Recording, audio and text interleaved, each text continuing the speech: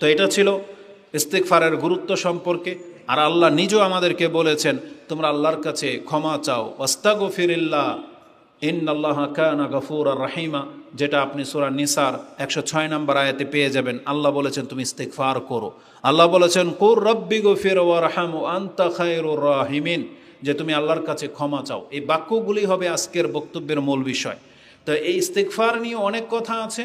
আজকের বক্তব্যে যেই দিকটা তুলে ধরবো সেটা হচ্ছে আপনি কি ভাষায় আল্লাহর কাছে ইস্তিগফার করবেন, কোন শব্দগুলো দিয়ে। এই মর্মে আমি 4-5টা বাক্য আপনার কাছে আজকে পেশ করব। প্রথমত, আল্লাহ সুবহানাহু ওয়া তাআলা আমাদেরকে জানিয়েছেন যে তোমাদের পিতামাতা যেই ভাষায় আল্লাহর কাছে ক্ষমা চেয়েছিল, কোরআনে সেটা আল্লাহ জানিয়েছেন যে এই ভাষায় দোয়া করার কারণে আমি তোমার পিতামাতাকে ক্ষমা করেছিলাম, আদম এবং হাওয়াকে। তারা কি করেছিল? আল্লাহর কাছে তারা বলেছিল ক্বালা রব্বানা যালামনা আনফুসানা ওয়া ইল্লাম তাগফির লানা লানাকুনান্না মিনাল খাসিরিন। তারা বলেছিল রব্বানা যালামনা আনফুসানা ওয়া ইল্লাম তাগফির লানা ওয়া তারহামনা লানাকুনান্না মিনাল খাসিরিন। আল্লাহ, আমরা তো নিজের নফসের উপর জুলুম করেছি, এখন তুমি যদি আমাদেরকে ক্ষমা না করো আর যদি রহম না করো তাহলে আমরা তো ক্ষতিগ্রস্তদের অন্তর্ভুক্ত হয়ে যাব, যেটা আপনি সূরা আরাফ 7 নম্বর সূরার 23 নম্বর আয়াতে পেয়ে যাবেন। আল্লাহ সুবহানাহু ওয়া তাআলা বলেন এই দোয়া মূলত আল্লাহ শিখিয়েছিলেন যে এইভাবে দোয়া করতে হয় ভুল হয়ে গেলে। কারণ আল্লাহ ভালো করেই জানেন যে এদের দ্বারা ভুল হইতে পারে, এটাই স্বাভাবিক। কারণ মানুষ তো ইনসান, ও ভুলে যায়, ও ভুল করবে। এটা আল্লাহ সুবহানাহু ওয়া তাআলা সৃষ্টিগতভাবেই একে এইভাবে তৈরি করেছেন। এজন্য আল্লাহ আমাদেরকে সব কিছু শিক্ষা দিয়েছেন, যার ফলে আল্লাহ আদম আলাইহিস সালামকে এই দোয়াই শিক্ষা দিয়েছিলেন, যেটা আদম আলাইহিস সালামকে ওই বিতাড়িত করার সময় আল্লাহ বলে দিয়েছেন যে আদম তার রবের কাছ থেকে কয়েকটি কালেমাত শিক্ষা নিয়েছিল, যেটা আপনি সূরা বাকারা 2 নম্বর সূরার 37 নম্বর আয়াতে পেয়ে যাবেন। আল্লাহ বলেছেন ফাতালাক্কা আদামু মির রাব্বিহি কালিমাতিন ফাতাবা আলাই ইন্নাহু হুয়া তাওয়াবুর রহিম। ফাতালাক্কা আদম মির রাব্বিহি, আদম তার রবের পক্ষ থেকে কয়েকটি বাক্য শিখে নিয়েছিল। ফাতাবা আলাই, যে বাক্য দিয়ে তওবা করার কারণে আল্লাহ তাকে ক্ষমা করলেন। তাহলে সেই বাক্যটা কি ছিল? রাব্বানা যালামনা আনফুসানা ওয়া ইল্লাম তাগফির লানা ওয়া তারহামনা লানাকুনান্না মিনাল খাসিরিন। তাহলে এই দোয়া আপনি পড়বেন, আপনার জুলুমকে ক্ষমা করা হবে বলে ইঙ্গিত পাওয়া যাচ্ছে। এখানে আরেকটা আকীদাগত বিষয় হচ্ছে, যদিও আপনারা সেটা জানেন, তবে আমাদের বক্তব্য যেহেতু সব জায়গায় ছড়িয়ে যায়, এজন্য আমরা সেই সমস্ত বাতিল আকীদার লোকদেরকে এবং যারা মিথ্যা জানে, একটা ভুল কিছু জানে, তাদেরকে এই কথাটা স্মরণ করিয়ে দিই। কোরআন বলতেছে আদম আলাইহিস সালাম এই বাক্য দিয়ে দোয়া করেছিল, যার ফলে আল্লাহ তাকে ক্ষমা করেছেন। এটা হচ্ছে কোরআনের শিক্ষা। আর তারা বলে যে আদম আলাইহিস সালাম মুহাম্মদুর রাসূলুল্লাহ সাল্লাল্লাহু আলাইহি ওয়াসাল্লামের উসিলা দিয়ে দোয়া করেছিল যে তুমি কোথায় পাইলা এই নাম? তখন আদম আলাইহিস সালাম বলেছে আল্লাহ তোমার আরশের নিচে মোহাম্মদ নামটা লেখা দেখেছি, এই জন্য আমি এই ভাষায় দোয়া করলাম। এই জন্য আদম আলাইহিস সালামকে আল্লাহ ক্ষমা করে দিলেন। এটা বাতিল রিওয়ায়াত, এটা একটা বর্ণনাতে থাকতে পারে তাদের কিতাবের মধ্যে, কিন্তু এটা গ্রহণযোগ্য কোনো উক্তি নয়, কারণ এটা সরাসরি কোরআনের আয়াতের খেলাফ। কারণ আল্লাহ বলতেছেন যে আদম এই দোয়া করেছিল, অতএব আমাদেরকে এই দোয়াই করতে হবে, রব্বানা যালামনা আনফুসানা ওয়া ইল্লাম তাগফির লানা ওয়া তারহামনা লানাকুনান্না মিনাল খাসিরিন, যেটা আপনি সূরা আরাফ 7 নম্বর সূরার 23 নম্বর আয়াতে পেয়ে যাবেন। দ্বিতীয় বাক্য, যেই বাক্য দিয়ে আমরা আল্লাহর কাছে ক্ষমা চাইব, সেটা হচ্ছে রব্বি গফিরলি, হে আমার প্রতিপালক আমাকে ক্ষমা করো। অথবা আপনি বলবেন আস্তাগফিরুল্লাহ, আস্তাগফিরুল্লাহ অথবা রব্বি গফিরলি। এই বাক্য দিয়ে আপনি আল্লাহর কাছে ক্ষমা চাইবেন। কেননা আল্লাহ সুবহানাহু ওয়া তাআলা আমাদেরকে বলেছেন, যেটা সূরা নিসার 106 নম্বর আয়াতে বলেছি যে ওয়াস্তাগফিরিল্লাহ, তোমরা আল্লাহর কাছে ইস্তিগফার করো।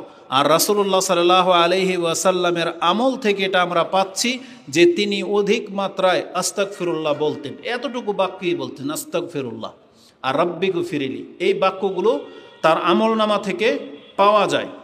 যেমন কোথায় আপনি ব্যবহার করেন, একটু নজর ঘুরান বা একটু আপনার ব্রেনকে কাজে লাগান, দেখেন আপনিও নিজেও সাক্ষী। সালাতে, নামাজে, 2 সেজদার মাঝে আপনি যেন কি বলেন? রব্বি গফিরলি রব্বি গুফিরিলি রব্বি গুফিরিলি, এটাই তো 3 বার 5 বার 7 বার পড়তেছেন। আর না হয় আল্লাহুম্মা গফিরলি ওয়ারহামনি ওয়াহদিনি, এটা একটা বর্ণনায় আসছে, কিন্তু ওটার চাইতে এটা বেশি। রব্বি গুফিরলি এটা দুইটাই প্রমাণিত। তাহলে এখানে আল্লাহর কাছে ক্ষমা চাওয়া হচ্ছে যে আল্লাহ তুমি আমাকে ক্ষমা করো। তারপরে রাসূলুল্লাহ সাল্লাল্লাহু আলাইহি ওয়াসাল্লাম তিনি সালাম ফেরানোর পরে 5 ওয়াক্ত সালাম ফেরানোর পর যে বাক্যগুলো বলতেন সেটা ছিল আস্তাগফিরুল্লাহ আস্তাগফিরুল্লাহ আস্তাগফিরুল্লাহ, মানে তিনি 3 বার করে আল্লাহর কাছে ক্ষমা চাইতেন। তো ইস্তিগফার করা এটা অত্যন্ত গুরুত্বপূর্ণ একটা ইবাদত। রাসূলুল্লাহ সাল্লাল্লাহু আলাইহি ওয়াসাল্লাম বলেছেন, লা ইউগানু আলা কলবি ওয়া ইন্নী আস্তাগফিরুল্লাহ ফিল ইয়াউমি মিয়াতা মাররা। আমার অন্তর যদি সামান্য সময় যদি আল্লাহ সুবহানাহু ওয়া তাআলার স্মরণ থেকে কোনো গাফিলতি অনুভব করেছি, আমি এর কারণে আল্লাহর কাছে প্রতিদিন 100 বার ইস্তিগফার করেছি। তাহলে আস্তাগফিরুল্লাহ বলা এটা একটা আমল, বা রব্বি গফিরলি এটা আমাদেরকে বলতে হবে। তৃতীয় বাক্য যেটা আপনি আল্লাহ সুবহানাহু ওয়া তাআলার কাছে ক্ষমা চাইতে পারেন, আল্লাহ সুবহানাহু ওয়া তাআলা আমাদেরকে শিখিয়েছেন আল্লাহুম্মা গফিরলি ওয়ারহামনি। আপনি বাবা বলতে পারেন আল্লাহুম্মা গফিরলি ওয়ারহামনি, আল্লাহ তুমি আমাকে ক্ষমা করো, আমার উপরে দয়া করো। কারণ আল্লাহ সুবহানাহু ওয়া তাআলা এটাও আমাদেরকে শিখিয়েছেন, যেটা আপনি সূরা মুমিনুন 23 নম্বর সূরার সর্বশেষ আয়াতে পেয়ে যাবেন, 118 নম্বর আয়াত। আল্লাহ সুবহানাহু ওয়া তাআলা বলেছেন অকুর রব্বি গফির ওয়ারহাম ওয়া আনতা খায়রুর রাহিমিন, তুমি বলো হে আল্লাহ আমাকে ক্ষমা করো, আমার উপর রহম করো, নিশ্চয়ই তুমি দয়াবানদের মধ্যে উত্তম দয়াবান, উত্তম ক্ষমাশীল। এটা আপনি দোয়া করবেন। এবং আপনাকে এটাও জানিয়ে দিই, মুহাম্মদুর রাসূলুল্লাহ সাল্লাল্লাহু আলাইহি ওয়াসাল্লাম তিনি কিভাবে এটার আমল করতেন। ইবনে ওমর তিনি বলেন, ইন কুন্না লানুদ্দু লিরাসূলিল্লাহি সাল্লাল্লাহু আলাইহি ওয়াসাল্লাম ফিল মাজলিসিল ওয়াহিদ মিয়াতা মাররাতিন মিন কাবলি আইয়াকুম। আমি গুনে দেখেছি কোন এক বৈঠকে রাসূলুল্লাহ সাল্লাল্লাহু আলাইহি সাল্লাম আল্লাহর কাছে ইস্তিগফার করতেই থাকতেছেন। আমি গুনতে পেলাম যে তিনি 100 বার, সেই বৈঠক শেষ হওয়ার আগেই 100 বার হয়ে গেছে, তিনি আল্লাহ সুবহানাহু ওয়া তাআলার কাছে ইস্তিগফার করতেছেন এই বাক্য দ্বারা, রব্বি গফিরলি ওয়া তুব আলাইয়া ইন্নাকা আনতাত তাওয়াবুর রহিম। রব্বি গফিরলি ওয়া তুব আলাইয়া ইন্নাকা আনতাত তাওয়াবুর রহিম। এইভাবে রাসূলুল্লাহ সাল্লাল্লাহু আলাইহি ওয়াসাল্লাম কোথাও বসে আছেন আর ইস্তিগফার করতেই থাকতেছেন। এইভাবে তিনি 100 বার করে এক বৈঠকে আল্লাহর কাছে ইস্তিগফার করতে থাকতেন। এই বর্ণনাটি আবু দাউদে রয়েছে, 1516 নম্বরে পেয়ে যাবেন, এবং ইবনে মাজাতে হাদিসটি 3814-তে রয়েছে, তিরমিজিতে হাদিসটি 3434-এ রয়েছে। তৃতীয় বাক্য এটা, এমনকি রাসূলুল্লাহ সাল্লাল্লাহু আলাইহি ওয়াসাল্লামের জীবনের সর্বশেষ নিঃশ্বাস ত্যাগ করেন এই বাক্য দ্বারা। তিনি এই কথা বলেই তার আত্মা বেরিয়ে যায়। আয়েশা রাদিয়াল্লাহু তাআলা আনহা তার বর্ণনাকারী, তিনি বলতেছেন যে সামিআতু রাসূলুল্লাহি সাল্লাল্লাহু আলাইহি ওয়াসাল্লাম ইয়াকুল ইনদা ওয়াফাতিহি, তিনি তার মৃত্যুর সময় আমি তাকে এই কথা বলতে শুনেছি, আল্লাহুম্মা গফিরলি ওয়ারহামনি আল্লাহুম্মা আলহিকনি বির রফিক। এই বর্ণনাটা বুখারীতে রয়েছে, ইমাম বুখারী 5674-এ এনেছেন। তিরমিজিতে একটু বাড়তি শব্দ রয়েছে, যেটা আপনি 3496-তে পেয়ে যাবেন। তিনি বলেছেন আল্লাহুম্মা আলহিকনি বির রফিকিল আলা। এই আলা শব্দটা বাড়তি তিরমিজিতে রয়েছে। তো রাসূলুল্লাহ সাল্লাল্লাহু আলাইহি ওয়াসাল্লাম তিনি তার সর্বশেষ বাক্য, যেটা তার জবান দিয়ে উচ্চারণ হয়েছিল, তার আগেরটা ছিল লা ইলাহা ইল্লাল্লাহ ইন্না লিল মাউতি লা সাকারাত, নিশ্চয়ই আল্লাহ ছাড়া সত্য কোনো ইলাহা নাই এবং মৃত্যুর একটা কঠিন যন্ত্রণা রয়েছে। আর তার পরের বাক্যটাই এটাই যে আল্লাহুম্মা গফিরলি ওয়ারহামনি আল্লাহুম্মা আলহিকনি বির রফিকিল আলা। এটা বলেই রাসূলের হাত নিচে পড়ে গেল। তখন আয়েশা রাদিয়াল্লাহু তাআলা আনহা তিনি বললেন, আমি বুঝতে পেরেছি রাসূল আর আমাদের মাঝে নাই। তো রাসূলুল্লাহ সাল্লাল্লাহু আলাইহি ওয়াসাল্লাম তিনি জীবনের সর্বশেষ আল্লাহর কাছে বলতেছেন, আল্লাহ তুমি আমাকে ক্ষমা করো, আমার উপরে রহম করো। অথচ যার কোনো পাপ নাই, কিন্তু আমরা এত পাপের মাঝে ডুবে আছি, তারপরে আমাদের জবান দিয়ে একবারও রব্বি গফিরলি বা আস্তাগফিরুল্লাহ বের হয় না। এটা এমনটা হওয়া উচিত নয়, মোটেও উচিত নয়। আমাদেরকে শুধরাতে হবে এবং এই কথাগুলোর প্রতি আমাদের ঈমানকে বাড়াতে হবে। চতুর্থ বাক্য যেটা আপনি বললে অনেক বেশি আপনার উপকার হবে, যেই বাক্য দিয়ে আপনি আল্লাহর কাছে ক্ষমা চাইবেন, বলবেন আস্তাগফিরুল্লাহ আল্লাযী লা ইলাহা ইল্লা হুয়াল হাইয়ুল কাইয়্যুম ওয়া তুবু ইলাইহি। যেই ব্যক্তি বলবে আস্তাগফিরুল্লাহ আল্লাযী লা ইলাহা ইল্লা হুয়াল হাইয়ুল কাইয়্যুম, আমি সেই সত্তার কাছে ক্ষমা চাচ্ছি যিনি ছাড়া সত্য কোনো ইলাহা নাই এবং তিনি হচ্ছেন আল হাইয়ুল কাইয়্যুম, চিরঞ্জীব চিরস্থায়ী, ওয়া তুবু ইলাইহি, আর আমি তার কাছে প্রত্যাবর্তন করতেছি। রাসূলুল্লাহ সাল্লাল্লাহু আলাইহি ওয়াসাল্লাম বলেছেন গুফিরা লাহু ওয়া ইন কানা কাদ ফাররা মিনাজ যাহাব। এই ব্যক্তি যদি যুদ্ধের ময়দান থেকে পলায়ন করা কোনো ব্যক্তি, এত বড় অপরাধী ব্যক্তিও যদি হয়, আর ওই কথাকে স্মরণ করে যদি সে এই বাক্য দিয়ে আল্লাহর কাছে ক্ষমা চায়, তাহলে তাকে সেই পাপকে ক্ষমা করে দেওয়া হবে। সব কত বড় পাপ, 7টা বড় পাপ, ধ্বংসাত্মক পাপ বলা হয়েছে 7টি, তার মধ্যে একটা হচ্ছে যুদ্ধের ময়দান থেকে পিঠ ফিরিয়ে পালিয়ে যাওয়া। ওই ব্যক্তিকেও ক্ষমা করে দেওয়া হবে যদি সে অন্তর থেকে আল্লাহর কাছে এইভাবে ক্ষমা চায় যে আস্তাগফিরুল্লাহ আল্লাযী লা ইলাহা ইল্লা হুয়াল হাইয়ুল কাইয়্যুম ওয়া তুবু ইলাইহি। রাসূল বলেছেন গুফিরা লাহু ওয়া ইন কানা ফাররা মিনাজ যাহাব। এটা ইমাম আবু দাউদ কোট করেছেন, 1517 নম্বরে পেয়ে যাবেন ওই হাদিসের পরেরটা এটা, এবং ইবনে মাজাতে হাদিসটি 3814, তিরমিজিতে হাদিসটি 3577-এ রয়েছে। পঞ্চম যে ইস্তিগফার, এটা আমাদের সবারই জানা, হয়তো দোয়া আপনার মুখস্থ নাই কিন্তু সেই দোয়ার নামটা আপনি জানেন, সেটা হচ্ছে সাইয়্যিদুল ইস্তিগফার। মানে ইস্তিগফারের মধ্যে সর্দার যেটা, সাইয়্যিদুল ইস্তিগফার। এটা ইমাম বুখারী রাহিমাহুল্লাহ কোট করেছেন। ইমাম বুখারী রাহিমাহুল্লাহ তিনি তার 6306 নম্বরে আপনি হাদিসটি পেয়ে যাবেন।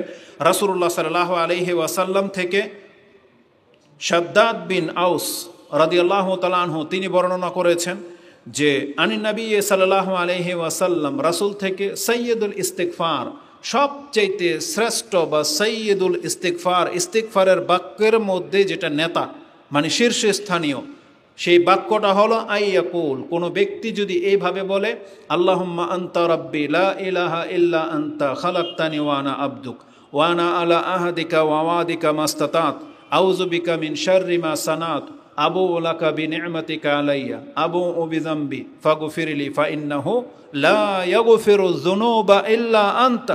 আল্লাহ, তুমি আমাকে সৃষ্টি করেছো, তুমি আমার পিতামাতার রব, আমার রব, আমি আমার নফসের অনিষ্ট থেকে তোমার কাছে আশ্রয় চাচ্ছি, আমি আমার মন্দ কর্ম থেকে তোমার কাছে আশ্রয় চাচ্ছি, আমি তোমার সাথে ওয়াদা করতেছি আল্লাহ, যা তোমার সাথে আমি অঙ্গীকার করেছি সেটাকে আমি পুরা করার চেষ্টা করব। আবু লাকা বিনি'মাতিকা আলাইয়া, আমি স্বীকার করতেছি তুমি আমার উপরে যত নিয়ামত অর্পণ করেছো, ওয়া আবু বিযামবি, এবং আমি আমার পাপগুলোকে তোমার কাছে পেশ করতেছি, ফাগফিরলি, তুমি আমাকে ক্ষমা করে দাও, ফাইন্নাহু লা ইয়াগফিরু যুনুবা ইল্লা আনতা, কারণ তুমি ছাড়া আর কেউ আমাকে ক্ষমা করতে পারে না।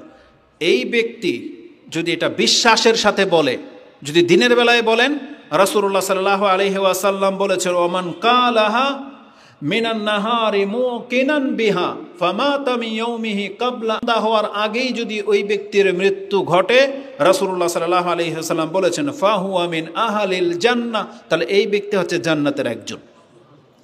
ওয়াইন কালাহা মিনাল লাইলি মুকিনান বিহা ফামাতা মিনাল লাইলি ক্বাবলা আইয়ুসবিহ, সকাল হওয়ার আগেই যদি তার মৃত্যু ঘটে যায়, ফাহুয়া মিন আহলিল জান্নাহ, রাসূল বলেছেন তাহলে এই ব্যক্তি হচ্ছে জান্নাতের একজন। তো সাইয়্যিদুল ইস্তিগফার, এটা আমরা বলে আল্লাহ সুবহানাহু ওয়া তাআলার কাছে ক্ষমা চাইতে পারি। তো সবচেয়ে বড় ব্যাপার হলো এই ইস্তিগফারগুলো আমাদেরকে শিখতে হবে এবং এটাকে আমলে নিয়ে আসতে হবে। সবচেয়ে বেশি আপনি যেটা বলতে পারেন আস্তাগফিরুল্লাহ, আস্তাগফিরুল্লাহ, এটা অত্যন্ত সহজ, এটা আপনি যখন তখন বলতে পারেন আস্তাগফিরুল্লাহ। কারণ রাসূলুল্লাহ সাল্লাল্লাহু আলাইহি সাল্লাম বলেছেন ইন্নাহু লা ইউগানু আলা কালবি ওয়া ইন্নী লা আস্তাগফিরুল্লাহ ফিল ইয়াউমি মিআতা মাররা, যেটা ইমাম মুসলিম কোট করেছেন এবং আবু দাউদে আপনি হাদিসটি পেয়ে যাবেন। আস্তাগফিরুল্লাহ ওয়া তুবু ইলাইহি, এটাও আপনি সংযোগ করতে পারেন, যেটা একটু আগেই ব্যক্ত করেছি যে রাসূলুল্লাহ সাল্লাল্লাহু আলাইহি সাল্লাম এই ভাষায়ও ইস্তিগফার করতেন, ইন্নী লা আস্তাগফিরুল্লাহ ওয়া আতুবু ইলাইহি, মানে আস্তাগফিরুল্লাহ ওয়া আতুবু ইলাইহি। এটা সকাল সন্ধ্যার দোয়া তো 100 বারে আছে, 100 বার করে সকাল এবং সন্ধ্যায়। তা আস্তাগফিরুল্লাহ ওয়া আতুবু ইলাইহি কার জন্য এটা কঠিন? যখন তখন আপনার মুখ দিয়ে এটা বেরিয়ে যাবে, শুধু আপনি অভ্যাস করে নেন, যখন তখন অভ্যাসে রূপান্তরিত করে নেন। মা বোনরা যারা ঘরে আছে, যেহেতু তাদেরকে বলা হয়েছে ও আকসিরনাল ইস্তিগফার, দান সৎকার ক্ষেত্রে আকসির শব্দটা নেই, বলা হয়েছে তাসাদ্দাকনা, তোমরা তোমাদের সাধ্য অনুযায়ী দান সৎকা করো। আর ইস্তিগফারের ক্ষেত্রে বলা হয়েছে ও আকসিরনাল ইস্তিগফার, তোমরা অধিক মাত্রায় আল্লাহর কাছে ক্ষমা চাও। তারা ঘরের ভিতরে যে কোনো কাজে আছে, তারা তার জবান দিয়ে ইস্তিগফার করতেই থাকতে পারে। পাক শাক করতেছে, ইস্তিগফার চলবে। কাপড় চোপড় ধুচ্ছে, ইস্তিগফার চলবে। সে ঘরের ভিতরে শুয়ে আছে, ইস্তিগফার চলবে। হাঁটা চলা যে কোনো অবস্থাতে সে ইস্তিগফার করতে থাকবে, বলবে আস্তাগফিরুল্লাহ ওয়া আতুবু ইলাইহি। তাহলে এটা জাহান্নাম থেকে বেঁচে যাওয়ার অনেক বড় একটা মাধ্যম। ইনশাআল্লাহুল আজিজ পরবর্তী খুতবায় আমরা আলোচনা করব কোন কোন ক্ষেত্রে বিশেষ করে রাসূলুল্লাহ সাল্লাল্লাহু আলাইহি ওয়াসাল্লাম এই ইস্তিগফারকে ব্যবহার করতেন। একটু ইঙ্গিত দিয়েই দিই, যেমন আয়েশা রাদিয়াল্লাহু তাআলা আনহা তিনি বলেছেন, কানা রাসূলুল্লাহ সাল্লাল্লাহু আলাইহি ওয়াসাল্লাম আকসিরু আইয়াকুলা ফি রুকুই ওয়া সুজুদিহি, ফি রুকুইহি ওয়া সুজুদিহি। রাসূলুল্লাহ সাল্লাল্লাহু আলাইহি ওয়াসাল্লাম তিনি সর্বাধিক তার রুকুতে এবং সাজদাতে যে দোয়াটি পড়তেন তা ছিল সুবহানাকা আল্লাহুম্মা রাব্বানা ওয়া বিহামদিকা আল্লাহুম্মা গফিরলি। আল্লাহ তুমি পবিত্র, সুবহানাকা আল্লাহুম্মা রাব্বানা ওয়া বিহামদিকা, আল্লাহ তোমারই প্রশংসা, আল্লাহুম্মা গফিরলি, আল্লাহ তুমি আমাকে ক্ষমা করো। তাহলে এটা রুকু সাজদায় সবচেয়ে বেশি ব্যবহার করতেন। তো এইভাবে অনেকগুলো দিক পাওয়া যায় কখন আপনি ইস্তিগফার করলে বেশি ফায়দা পাবেন। এক তো হচ্ছে সারাদিন যখন তখন, যেহেতু রাসূলুল্লাহ সাল্লাল্লাহু আলাইহি সাল্লাম এক বৈঠকেই 100 বার বলে ফেলতেন, তাহলে আমরা কতবার এটা আমাদেরকে পড়া উচিত। আল্লাহ আমাকে এবং আপনাদেরকে কথাগুলো বোঝার এবং সেই অনুযায়ী আমল করার তৌফিক দান করুন। আল্লাহ আমাদেরকে বেশি বেশি ইস্তিগফার করার তৌফিক দান করো। আকুলু লিকাউলি হাযা আস্তাগফিরুল্লাহ লি ওয়া লাকুম ওয়া লিসাইরিল মুসলিমিন ফাস্তাগফিরু ইন্নাহু হুয়াল গফুরুর রহিম।